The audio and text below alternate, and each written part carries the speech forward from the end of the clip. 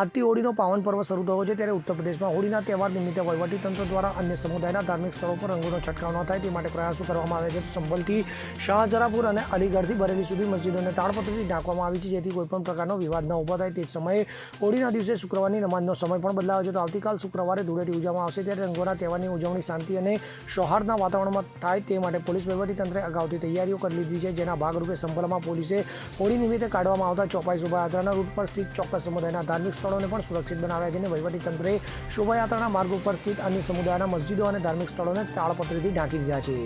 Bureau report CN24 news. હવે જુઓ દેશ દુનિયાની તમામ ખબરો તમારી આંગળીના ટેરવે. ઉઠાવો મોબાઈલ અને ગૂગલ પ્લે સ્ટોર પરથી ડાઉનલોડ કરો અમારી CN24 ન્યૂઝ મોબાઈલ એપ.